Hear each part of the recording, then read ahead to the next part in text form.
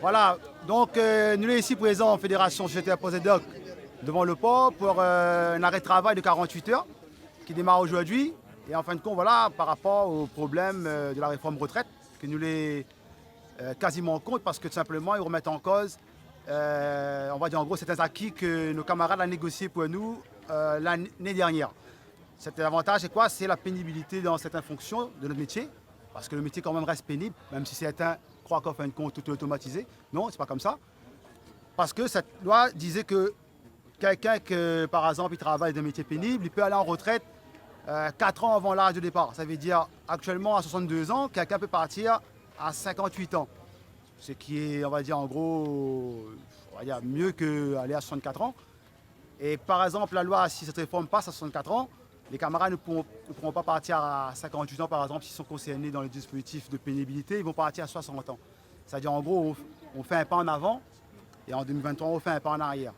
D'accord? Donc, en gros aussi, c'est pas parce que cette réforme va passer qu'en gros, on va rester à rien faire. Parce qu'on a bien vu dans le passé que certaines réformes ou certaines lois, dit Macron, ne s'appliquent pas pour notre convention POSEDOC.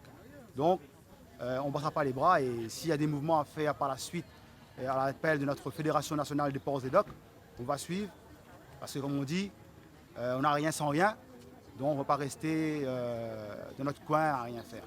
Et là, le programme pour la journée et pour demain? Aujourd'hui, voilà, là on reste devant le port, on apprécie tranquillement avec les camarades, on va échanger, un moment fraternel. Pas d'activité, pas de navire qui va rentrer, pas de sortie ou rentrée de camion.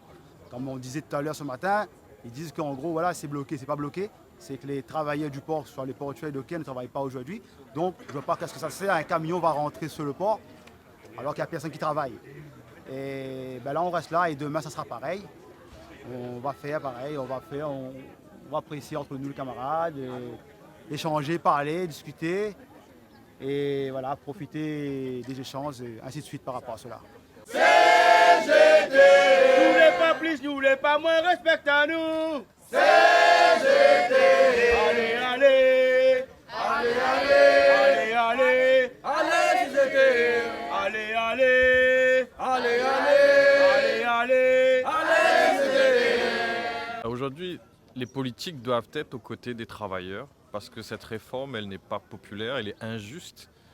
Parce que ce sont les travailleurs qui vont payer leur retraite alors qu'on voit qu'aujourd'hui il y a des milliards de profits qui sont accumulés par les patrons et on voit que ce gouvernement, c'est un gouvernement des patrons. Et donc, que ce soit sur la pénibilité, la durée, la longévité, on voit bien que cette réforme, elle est injuste et c'est normal que les politiques soient aux côtés des travailleurs, aux côtés de la société parce que c'est vraiment une réforme sociétale qui est mise en œuvre et chacun, à son niveau, doit pouvoir apporter son soutien.